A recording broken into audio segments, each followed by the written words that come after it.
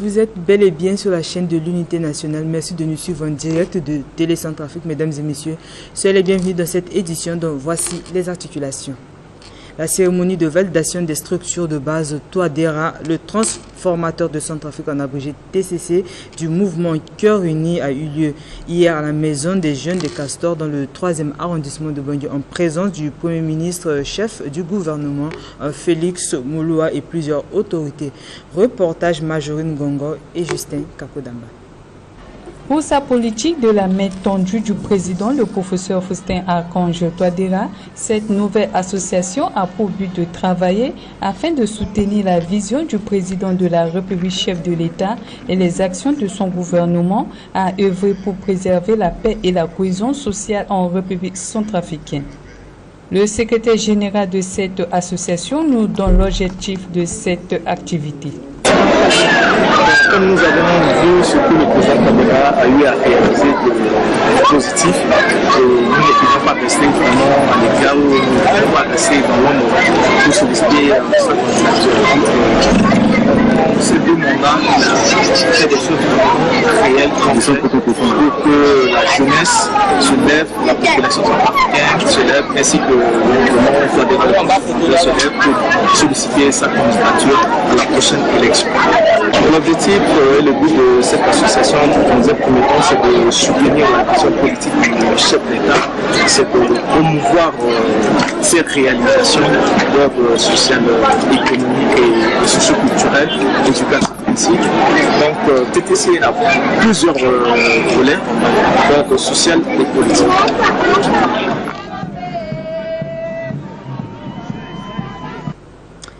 Et puis le président du mouvement Cœur Uni section 11, M. Romaric Ngaïdama, a présidé aujourd'hui la mise en place d'une nouvelle cellule MCU au quartier Yapandé 2 dans la zone de Bégoua 1 en présence des militants et sympathisants du dit parti.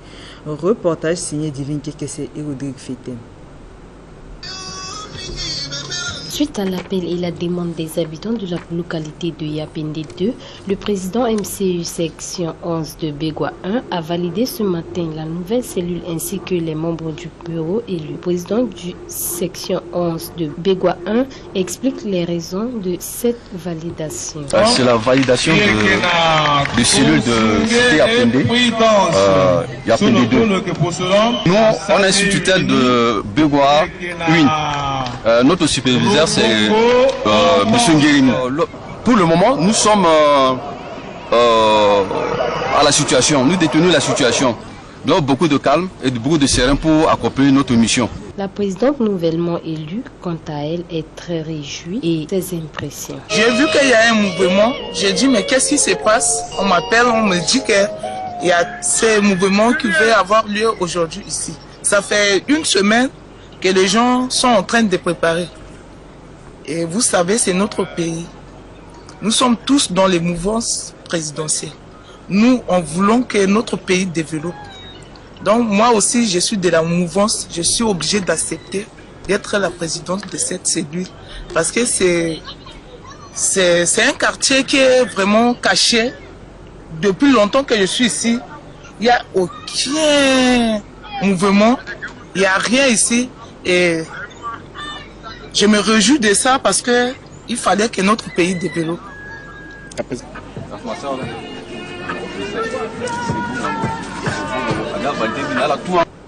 Ensuite, le Comité national économique et financier de la République centrafricaine a tenu hier sa seconde session ordinaire de l'année 2025 au sein des locaux de la Banque des États de l'Afrique centrale BEAC à Bangui sous la présidence de M. Hervé Doba, ministre des Finances et du Budget en sa qualité du président statutaire assisté de son collègue du plan et de la coopération internationale, professeur Richard Filakota, Fabiola Tampon et Josué Kobo. Lors de cette session, les membres du Comité national économique et financier en abrégé CNEF ont adopté le procès verbal de la réunion du 7 mars 2025 et pris acte de l'état de mise en œuvre des résolutions adoptées lors des précédentes sessions avant d'examiner l'évolution récente de l'environnement économique international. La conjoncture économique nationale à fin mars 2025 et les perspectives microéconomiques pour l'année 2025 Au plan international, le comité a pris acte du ralentissement de l'économie mondiale avec un taux de croissance du PIB réel qui s'établirait à 2,8% en 2025, après 3,3% en 2024. En relation avec la hausse des barrières commerciales dans plusieurs pays du G20, la montée des tensions géopolitiques au Moyen-Orient, la persistance de la guerre entre la Russie et l'Ukraine. Au niveau sous-régional, la BEAC table sur une consolidation de la croissance économique qui atteindrait 2,9% en 2025 contre 2,6% en 2024, en lien principalement avec la bonne tenue des activités non pétrolières.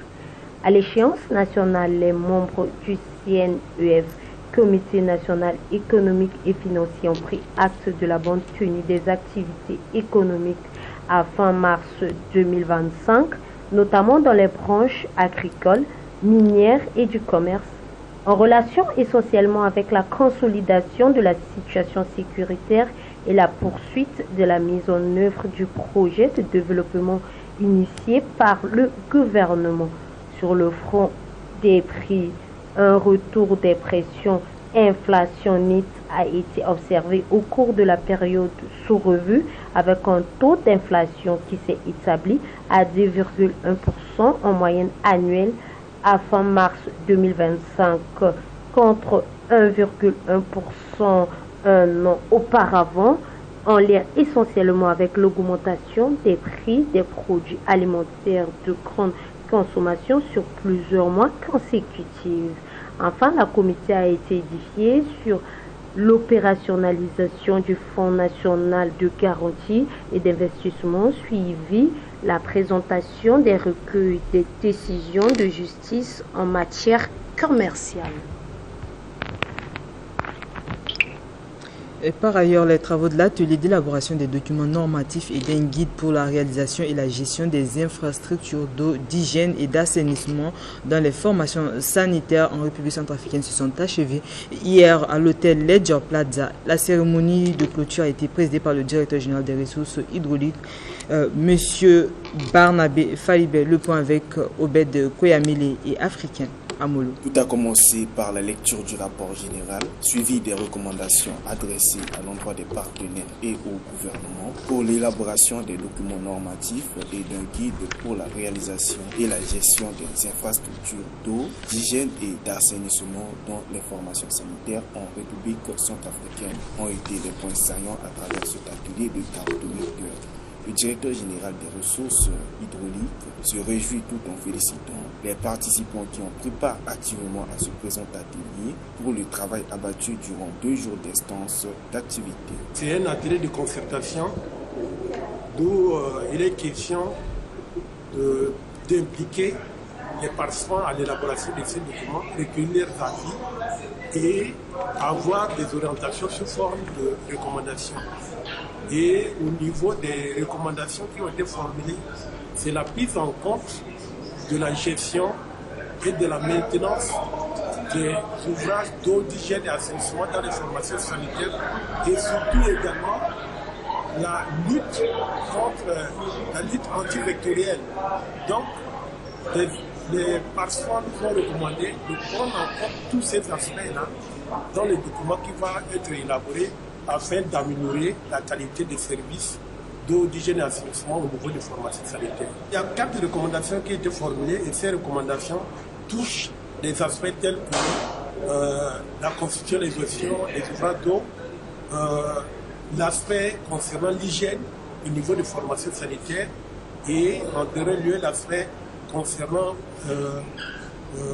les ouvrages d'assainissement, la constitution, la gestion et aussi comment entretenir ces ouvrages pour que la qualité des soins soit améliorée. Sachez également que la journée mondiale des donneurs de sang est célébrée aujourd'hui à travers une cérémonie présidée par le docteur Jean-Baptiste Madundi, représentant le ministre de la Santé et de la Population en la salle de conférence du ministère des Affaires étrangères. Reportage Martinez Gayo et Justin Kakodama. Dans cette célébration, 2 discours ont ponctué la cérémonie. Le premier a été celui du vice-président de la Fédération des associations de donneurs bénévoles de sang en Centrafrique, qui a sollicité 30 secondes pour exprimer le sincère reconnaissance envers tous les donneurs de sang de Centrafrique à travers un applaudissement qui, par leur générosité, offre une seconde vie à ceux qui ont besoin et a invité tous ceux qui sont en bonne santé de donner leur sang pour sauver des vies. Quant au représentant du ministre de la Santé, Dr Jean-Baptiste Madunji, il a rappelé l'importance de la célébration mondiale de dons de sang, qui est l'expression de la gratitude envers les donneurs bénévoles de sang, volontaires et non rémunérés pour leur contribution à sauver des vies. Il a également souligné l'objectif de cet événement qui est de sensibiliser la population à l'importance et les enjeux des dons de sang. Et on a profité pour rendre hommage aux donneurs bénévoles. Après son intervention a été la remise de cadeaux et de certificats de mérite aux donneurs bénévoles pour leur fidélité, d'avoir manifesté leur solidarité à sauver des vies par le don de sang. Cette célébration de la Journée mondiale de don de sang est également effective dans toutes nos régions. Chaque année, le 14 juin, le monde entier, les pays du monde entier célèbrent la journée des donneurs de sang. C'est dans cette logique-là que la République centrafricaine a également organisé cette célébration à l'honneur des donneurs de sang. Vous savez que dans notre pays, le sang fait partie du produit essentiel pour sauver des vies. Pour le sang, on ne remplace le sang que par le sang. Le sang n'a pas de substitut. Pour le ministère de la Santé, nous avons fait des efforts, surtout le gouvernement. À travers le ministère de la Santé, nous les avons organisés en association pour qu'ils puissent couvrir l'étendue du territoire centrafricain par rapport à ce travail bénévole, à ce travail salutaire qu'ils sont en train de faire jusqu'à ce jour. Donc ils méritent vraiment un remerciement, une félicitation à leur endroit.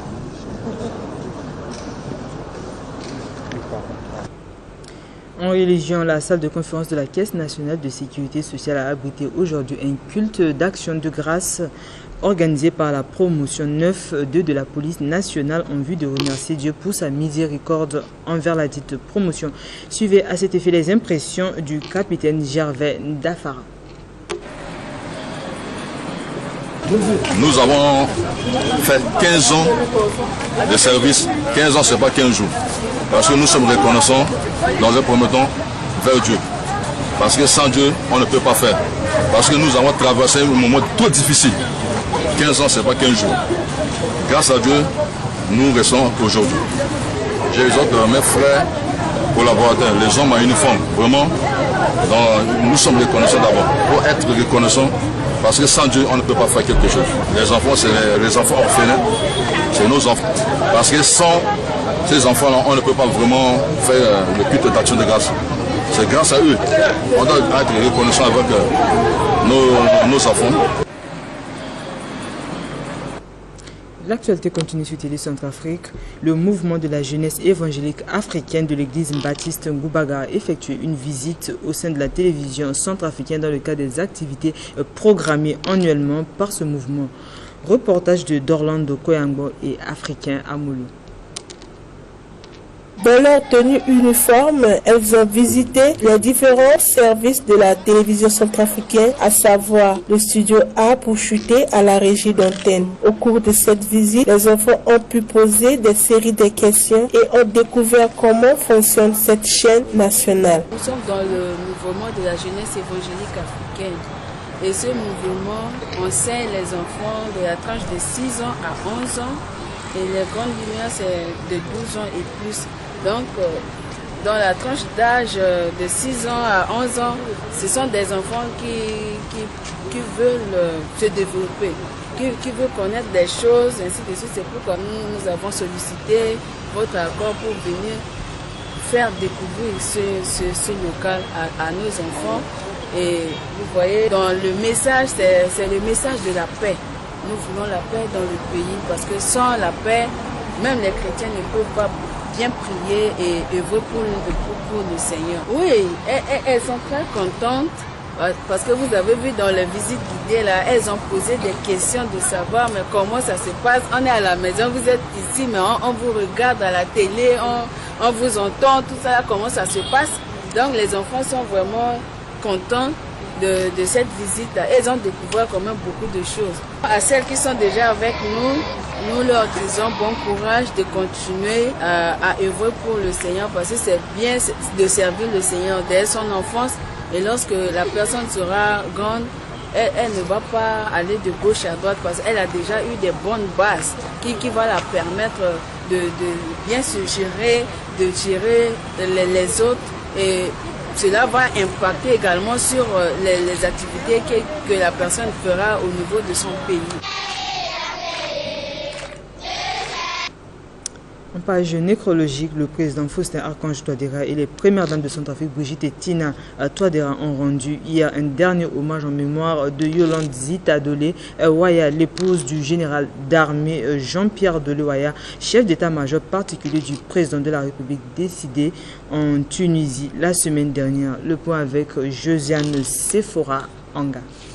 Les obsèques de feu Yolande Zita Dolwaya se sont déroulées au domicile familial du général d'armée Jean-Pierre Dolwaya, 6 rue des Sœurs à Bimbo. C'était en présence du président de la République Faustin Archange Touadéra, les premières dames Brigitte et Tina Touadéra. On notait également à leur côté le président de l'Assemblée nationale Simplice Mathieu Sarandi, le premier ministre Félix Moloa, les officiers généraux, sous-officiers ainsi que leurs épouses, les corps habillés, parents, amis et connaissances. Tous émus de compassion sont venus adresser leurs condoléances à la famille éprouvée. Le temps fort a été le dépôt des gerbes, des fleurs du président de la République, professeur Faustin Archange Touadéra, de la première dame Brigitte Touadéra et Tina Marguerite Touadéra, du président de l'Assemblée nationale Simplice Mathieu Sarandi et du premier ministre Félix Moloa. Voici à cet effet le témoignage du veuf, le général d'armée Jean-Pierre Dolwaya, sur son épouse.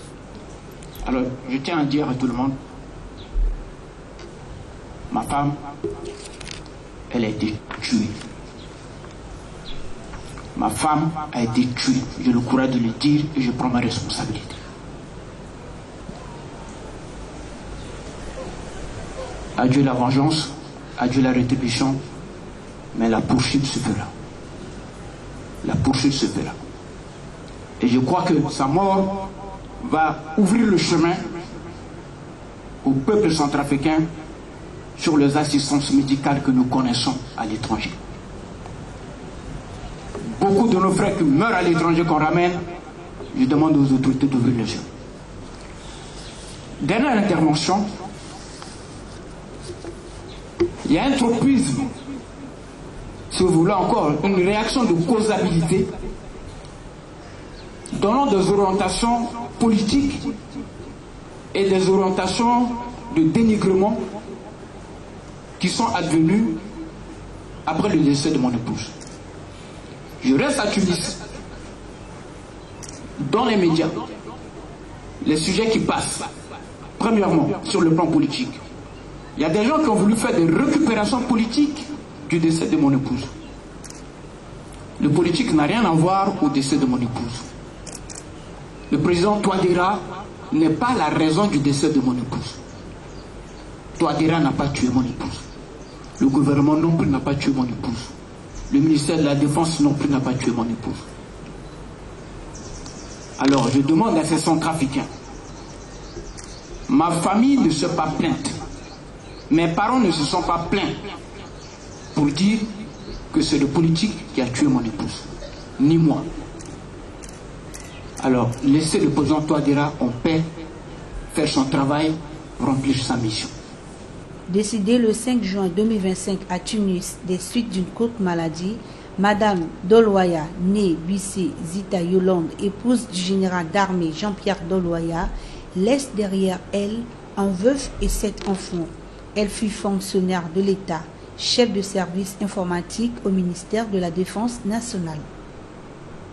Abordant le registre Kwasi-Kodro dans le cadre d'exécution effective des instructions du chef de l'État, professeur Faustin Archange Touadéra, concernant l'action citoyenne Kwasi-Kodro, la ministre de l'Action humanitaire, Lina Josiane Bemakasui, a procédé aujourd'hui au désherbage et au nettoyage du croisement Boeing et du quartier Kété Goussa situé dans la circonscription de Bimbo 3. Nous vous invitons à suivre ce reportage de Martinez Gayo et Marius Kouingba. Sur initiative de la ministre Lina Josiane Bemakasui, le croisement de Boeing et le marché Kété-Goussa, situé dans la circonscription de Bimbo 3, ont été assainis ce samedi 14 juin 2025. À ses côtés, on notait la présence massive des chefs de quartier et des différentes associations et membres du MCU de la dite localité. Au marché Kété-Goussa, la ministre Josiane Bemakasui on a profité pour prodiguer des conseils aux commerçants de dit marché de prendre soin de leur environnement pour éviter de contracter des maladies et leur a également sensibilisé à travers leur participation comme candidate aux élections locales et législatives de 2025. Suivez à cet effet la ministre Josiane Bemakasui qui nous exprime ses sentiments pour la réussite de cette activité citoyenne. Le président de la République de l'État, le professeur Faustin Archange Touadéra, avait déjà lancé, il y a de cela un peu longtemps, l'activité Kwasi-Kodro. Donc c'est dans ce cadre-là qu'aujourd'hui nous sommes à Bimbo 3 pour réaliser cette activité Kwasi-Kodro qu'on appelle souvent le Tombazende ici à Bimbo 3 avec toute la population de Bimbo 3. Mais il y a un engouement terrible, il y a un engouement et c'est pas la première fois que je viens ici, c'est la deuxième fois que je viens, mais c'est mon quartier. Mon quartier, j'habite ici, j'habite partiellement ici, mais je suis vraiment très heureux de voir que tout le monde est mobilisé. Ça veut dire que le Kwasi-Kodro est en train d'être vraiment ancré dans la conscience de la population, de toutes les Centrafricaines et Centrafricains. Comme vous le savez, Bimbo 3 est vaste, très vaste, et tout le monde ne pouvait pas venir, mais les populations, les habitants d'alentour étaient présents, et au fur et à mesure qu'on travaillait, les gens sortaient avec leurs outils, et nous avons vraiment bien travaillé tout le long de cette route qui longe derrière l'aéroport. Et moi je vois que vraiment il y a un engouement et ça c'est un bon signe qui montre que le message de son excellence pour ce président Archange Touadéra, président de la chef de l'État pour le Kwasi-Kodro est en train de devenir une réalité. Il est à noter que la fête des mères est célébrée en différé ce jour à toutes les mères de la dite localité par la ministre Josiane Bemakasui.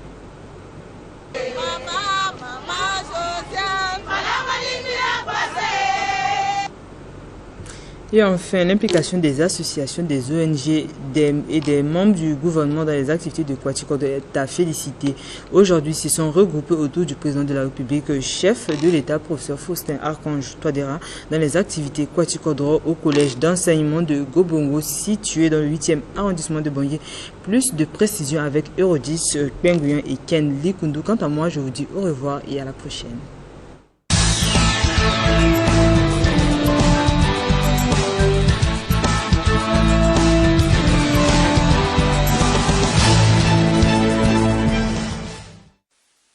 L'école est le lieu du savoir et la base de l'éducation. C'est pourquoi les élèves doivent être dans de bonnes conditions pour bien étudier. C'est à cet effet que le chef de l'État, professeur Faustin Archange Touadéra, a jugé utile de se rendre personnellement ce samedi au collège d'enseignement scolaire de Gobongo dans le 8e arrondissement de Bangui pour constater de visu le niveau élevé d'insalubrité au sein de cet établissement qui est devenu un dépotoir d'ordures et procéder également au nettoyage et ramassage d'ordures. Notez à ses côtés le Premier ministre chef du gouvernement, les ministres d'État de la Justice et de l'Éducation nationale, le ministre des Eaux et Forêts et celui de l'administration du territoire, coordonnateur de Kwasi-Kodro, où ce dernier a sensibilisé la population pour l'entretien de ce collège. Nous avons focalisé nos activités de ce samedi à l'école Gobongo, précisément au collège d'enseignement supérieur, secondaire, autant pour moi de Gobongo, pour permettre au chef de l'État de venir découvrir, voir de visu, le spectacle combien désolant qui se déroule ici au sein de cet établissement qui est ouvert d'ailleurs à tout le monde. Les riverains se permettent de venir déverser les ordures ici et utiliser l'espace comme ils l'entendent, alors que c'est un espace destiné à nos élèves. Et les élèves doivent être dans les meilleures conditions possibles pour étudier et également pour s'épanouir physiquement et moralement. Et donc le président de la République nous a donné des consignes fermes qui consistent à balayer les immondices qui sont ici à l'intérieur de cet établissement, faire de cet établissement un endroit viviable, convivial et puis intéressant pour tout le monde. Et deuxièmement, consigne a été donné aussi au ministre d'État à l'Éducation nationale pour entreprendre l'élaboration d'un projet de financement de la construction d'une clôture. Parce que provisoirement, c'est un CES. Et la tendance, c'est de faire de cet établissement un lycée. Et donc, il faut réunir toutes les conditions. Il faut que cette population laborieuse, vous avez vu, cette activité d'aujourd'hui a réuni des centaines de milliers de personnes. Et donc, ça veut dire qu'il y a un engouement qui se dégage pour la promotion d'un établissement au sein de cet arrondissement du 8e arrondissement. Le chef de l'État s'est beaucoup plaint de l'état d'insalubrité dans lequel se trouve cet établissement et a donné des instructions fermes pour son entretien. Aujourd'hui, c'est samedi et c'est comme il m'a appelé Kwati Kodro, les travaux citoyens. Alors donc nous sommes aujourd'hui à Gobongo, principalement au collège de Gobongo. C'est d'abord un CES. Alors ici, comme vous voyez, devant ce collège, devant les bâtiments, eh bien, les riverains ici, toute la population vient déverser les déchets ici. Et ça crée des conditions difficiles d'apprentissage à nos enfants qui sont ici et aux enseignants. Donc aujourd'hui, le ministre de l'administration du territoire et toute l'équipe de Kwati Kodro a cru bon de venir faire ici donc ces travaux pour essayer d'enlever les déchets, les immondices qui sont là. Mais je pense que les travaux d'aujourd'hui ne vont pas suffire pour enlever tout ça. C'est des déchets, c'est des dépôts qui datent et qui durent et aussi qui empoisonnent vraiment l'atmosphère ici pour nos élèves. Donc il y a un travail sérieux à faire ici. Donc je vais instruire le ministre de l'administration du territoire de travailler ici, d'enlever tout ça, pour une meilleure condition d'apprentissage à nos élèves ici de Gobongo, vraiment CES. Et je vais encore, puisque le terrain est très grand, et ce n'est pas clôturé. Comme le ministre d'État à l'Éducation est là, je vais l'instruire pour qu'il y ait une clôture. Il y a une clôture pour empêcher les riverains, la population de venir dans la cour déverser les déchets ici. Donc, le ministre d'État est où? Je suis là. Oui, donc vous êtes aujourd'hui instruit de tout faire pour qu'il y ait une clôture vraiment de ce collège, permettant d'empêcher les voisins ou les riverains de venir déposer les détritus ici.